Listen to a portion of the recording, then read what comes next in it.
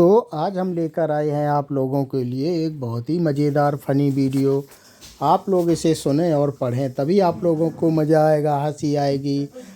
आज की कहानी का नाम है गांव वाले रामू की सुपर मज़ेदार कहानी। अगर आप लोग नए हैं तो हमारे चैनल को लाइक एंड सब्सक्राइब करें और कमेंट करके हमें बताएं कि आपको ये फ़नी वीडियो कैसी लगती है। तो चलो प्रारंभ करते हैं। धौलापुर शहर उतना ही सरल था जितना गणित की किताब के आखिरी सवाल को छोड़ देना, और उतना ही हंसोड़ था जितना व्हाट्सएप ग्रुप में मिलने वाले गुड मॉर्निंग के फूलों वाला मैसेज। इसी शहर में रहता था हमारा हीरो, या यूँ कहें कि हीरो बनने की जिद लेकर घूमने वाला इंसान, गज्जू प्रसाद तिवारी, जिसे मोहल्ले वाले प्यार से गज्जू भाई कहते थे, और दुश्मन लोग बिना प्यार के भी गज्जू भी कहते थे। गज्जू भाई की उम्र 35 के आसपास, समझ 15 के आसपास और सपने 105 के आसपास थे। घर वाले रोज़ समझाते कि कुछ कर घर ले बेटा, लेकिन गज्जू भाई कहते माँ काम करना बहुत रिस्की है, लोग सफल भी हो जाते हैं। उनका आत्मविश्वास ऐसा था कि आईना भी उन्हें देखकर सोचता कि भाई ये इतना खुश क्यों है। सुबह उठने का टाइम तय नहीं था, लेकिन सोने का टाइम हमेशा फिक्स। जब तक घर वाले डांट ना दें, शहर में उनकी पहचान थी बिना काम वाला, सबसे व्यस्त आदमी।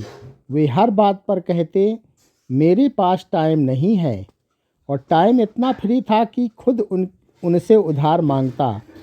एक दिन अचानक उन्हें लगा कि ज़िंदगी ऐसे ही निकल जाएगी और लोग उन्हें सिर्फ अंकल कहकर भूल जाएंगे। तो उन्होंने फैसला किया कि अब वे वायरल बनेंगे, क्योंकि काम से ज़्यादा आसान है ट्रेड करना।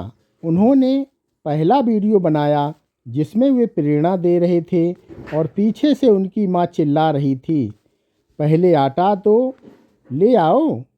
पूरा मोहल्ला वीडियो देखकर लोटपोट हो गया और गज्जू भाई ने इसे सफलता समझ लिया। अब वे खुद को गज्जू गुरु घोषित कर चुके थे। वे हर बात का ज्ञान देने लगे जिसका अनुभव उनके पास नहीं था। वे फिटनेस सिखाते थे और 5 मिनट चलकर ही पसीने से भीगकर कहते थे बॉडी हिट हो गई। वे डाइट पर ज्ञान देते और खुद पराठों पर मक्खन रखकर कहते ये आखिरी है, और वह आखिरी कभी ख़त्म नहीं होता। पूरा शहर उन्हें देखने लगा था, कुछ प्रेरणा के लिए नहीं बल्कि मनोरंजन के लिए। एक दिन कॉलेज में बहस में उनकी मुलाकात रुचि नाम की लड़की से हुई, जिसने सीधे कह दिया कि प्रेरणा वही दे सकता है जो मेहनत करे। और वह बात गज्जू भाई के दिमाग में ऐसे चम लगी जैसे मोबाइल में बैटरी की बीप बार बार सुनाई देती लगे। उसी रात छत पर बैठे उन्होंने सोचा कि क्या वे सच में सिर्फ मजाक हैं या कुछ बन सकते हैं, और वहीं से उनकी ज़िंदगी का असली कॉमेडी ड्रामा शुरू हुआ, जहां वे खुद को बदलने की कोशिश करते हैं, लेकिन किस्मत, गलतफहमियां, पड़ोसी, बंदर, इंटरनेट कैफ़े और उनकी पत्नी बेवकूफ़ियों सब मिलकर ऐसा हंगामा कर देती हैं कि पूरा शहर हंसी के झूले पर झूलने लगता है। और गज्जू सोचते हैं कि शायद भगवान उन्हें गंभीर कामों के लिए नहीं बल्कि लोगों को हंसाने के लिए बनाया है। पर उन्हें अभी यह नहीं पता था कि आगे क्या क्या बवाल होने वाला है, कौन कौन उनकी ज़िंदगी में आने वाला है, और उनकी टांग खींचेगा कौन, कौन साथ देगा और कौन इंटरनेट डेटा ख़त्म कर देगा। क्योंकि कहानी तो अभी शुरू हुई थी और गज्जू भाई का इतिहास अभी बाकी था। रुचि की बात गज्जू भाई के दिल में ऐसे चुभी जैसे पुराने पंखे में उंगली फंस जाए। दर्द भी और एहसास भी। और उसी दिन उन्होंने कसम खाई कि अब वे सच में कुछ कम काम सीखेंगे, क्योंकि हर समय दोस्तों आज हम सीखेंगे जीवन का रहस्य। कहना तो आसान था, पर खुद कुछ करना सबसे मुश्किल। उन्होंने पड़ोस के इंतकान ए, उन्होंने मनोज मनोज के उन्होंने पड़ोस के कंप्यूटर सेंटर में दाखिला लिया और टीचर का नाम था मिस्टर वर्मा। इतने शांत कि बच्चे उन्हें देखकर ही नींद में चले जाते थे। क्लास के पहले दिन वर्मा जी ने पूछा, कंप्यूटर क्या है? सब बच्चे बोले, डिवाइस। पर गज्जू बोले, जहाँ मैं वायरल होता हूँ। पूरा क्लास हंस पड़ा और वर्मा जी ने पहली बार मुस्कुराने की कोशिश की, जो दिखी तो नहीं पर महसूस जरूर हुई। गज्जू भाई अब रोज़ सुबह जल्दी उठने लगे। हाँ, कभी कभी अलार्म भी की जगह ऊपर वाली छत से गिरती ईंट की जगह देती थी, क्योंकि वहीं बंदर अभी भी धौलापुर में बेरोजगार घूम रहा था। घर वाले हैरान थे। माँ न सोचे बेटा सुधर गया है, पिता न सोचे कि बेटा सुधर गया, सही हो गए, और बहन गड्डी न सोचे किचन में कुछ तो गड़बड़ है, वरना भैया इतने शांत नहीं रह सकते। अब गज्जू भाई ने अपने वीडियो का स्टाइल देखा। पहले जोक्स में बकवास, अब थोड़ी जानकारी और ज़्यादा कॉमेडी में। वे कहते, दोस्तों आज हम सीखेंगे कि ज़िंदगी में फेल होने से मत डरिए, क्योंकि मेरा पूरा कैरियर इसी पर टिका है। लोग हंसते और लाइक करते और कुछ नए लोग सच में सीख भी लेते कि कम से कम अपनी हालत पर हंसना तो चाहिए। तभी शहर में पहली बार धौलापुर कैरियर फेयर लगा, जहां हर स्टॉल पर कोई ना कोई कुछ दिखाई रहा था। कोई अंग्रेजी सिखा रहा था, कोई जॉब गारंटी दे रहा था, और गज्जू भाई ने भी एक स्टॉल लगाया, मोटिवेशन बिंद समोसा। लोग आते खा के गज्जू कहते, जीवन में गर्मा गर्म रहा जैसे ये समोसा। तभी वहाँ रुचि भी आई और हंसते हुए बोली, अब आप थोड़े बेहतर लगते हो। यह सुनकर गज्जू का दिल ऐसे धड़का जैसे पुरानी बाइक ढलान पर खुद ही चल पड़े। उनकी लोकप्रियता बढ़ती जा रही थी। लोग फोटो खिंचवाते कहे, बच्चे कहते, गज्जू अंकल डायलॉग बोलो, और बुजुर्ग कहते, बेटा कम से कम दाढ़ी तो काट लिया करो। लेकिन जितना लोकप्रिय बढ़ती उतनी जिम्मेदारी भी आती। अब हर कोई उनसे पूछता, गुरुजी जिंदगी है कैसे बदले? और गज्जू सोचते, अरे मैं खुद समझ रहा हूँ अभी। तभी एक दिन उनके दोस्त पिंटू ने कहा, भाई अब क्या बड़ा इन्वेंट कर रहा है, लोग आएंगे। और गज्जू ने बिना सोचे समझे हामी भर दी, क्योंकि सोचने में तो उन्होंने सीखा ही कहाँ।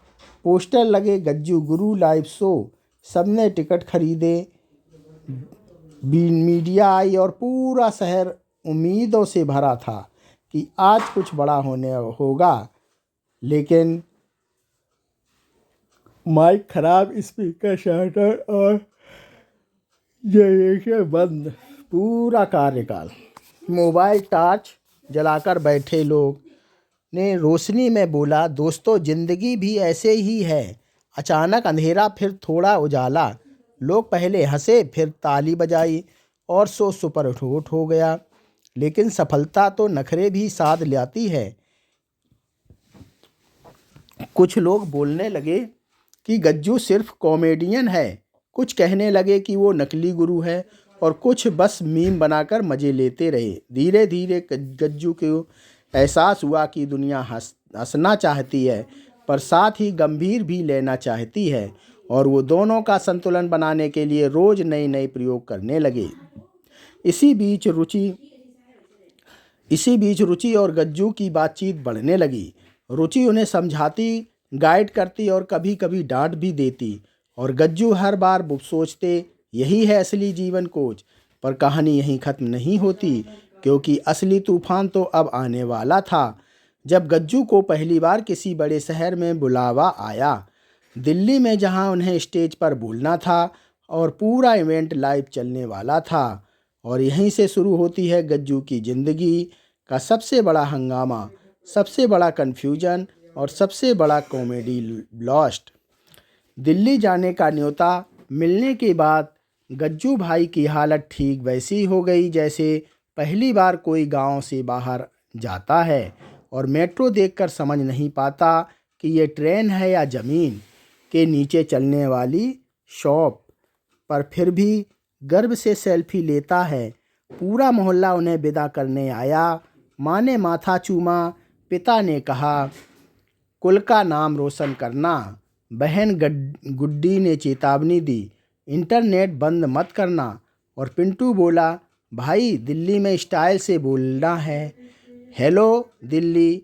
ट्रेन में बैठते ही गज्जू ने सोचा कि फेमस लोग कैसे बिहेव करते हैं, तो उन्होंने भी गले में हेडफोन लटका लिए, आँखों पर चलाया और बगल में चिप का पैकेट पूरा सेलिब्रिटी लुक।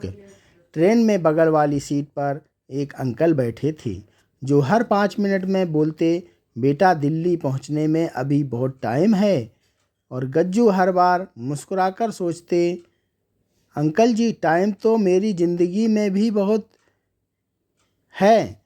दिल्ली पहुंचकर उन्होंने पहली बार इतने बड़े बिल्डिंग देखे कि खुद को छोटा सा मटन समझने लगे। पर फिर याद आया कि वे अब गज्जू गुरु मोटिवेशनल स्टार हैं, तो उन्होंने खुद को संभाला और होटल गए, जहां कमरे में इतनी सारी चीज़ें थीं कि गज्जू को लगा कहीं गलती से शादी का सूट ना पहन ले। अगले दिन इवेंट था। हजारों लोग, बड़े बड़े टाइम्स कैमरे, और पीछे लिखा था युवाओं का भविष्य, प्रेरणा का मजाक, और स्पीकर के रूप में पहला नाम गज्जू तिवारी। उनका दिल तेजी से धड़कने लगा जैसे पुरानी स्कूटर स्मार्ट होने से पहले आवाज़ करती है। पर फिर उन्होंने गहरी सांस ली और मंच पर चढ़ गए। उन्होंने बोलना शुरू किया दोस्तों मैं परफेक्ट नहीं हूँ, लेकिन कोशिश करता हूँ। और यह सुनते ही लोगों को लगा कि आज कुछ सच्चा सुना जाएगा। उन्होंने अपनी ज़िंदगी का पूरा किस्सा मज़ेदार अंदाज में सुनाया। कैसे वो कुछ नहीं करते थे, कैसे वो बस वायरल बनने के चक्कर में थे, और कैसे एक लड़की की एक लाइन ने उन्हें सोचने पर मजबूर कर दिया। लोग हंसते भी रहे और कुछ सोचते भी रहे। और जब उन्होंने कहा सफल बड़ी है, तो दूसरों को हंसाते हंसाते खुद भी वह कुछ सीख ले, तो हाल तालियों से गूंज उठा।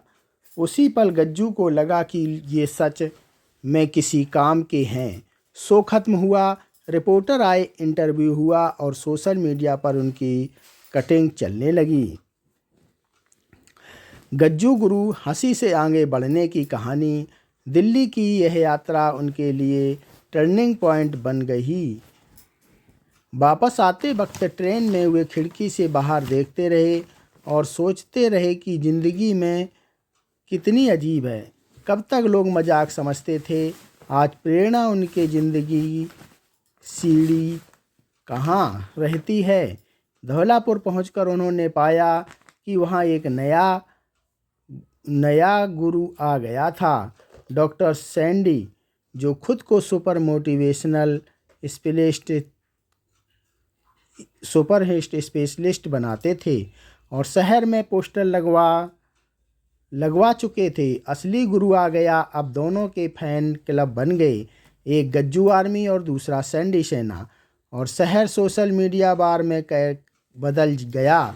सैंडी जी हर दिन वीडियो डालते, नकली गुरुओं से सावधान, और हर कोई समझ नहीं पा जाता कि तीर किस तरफ है।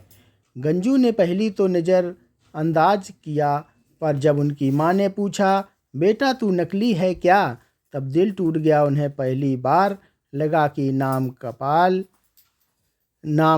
कमाना आसान है, पर भोगना भरोसा कमाना सबसे मुश्किल।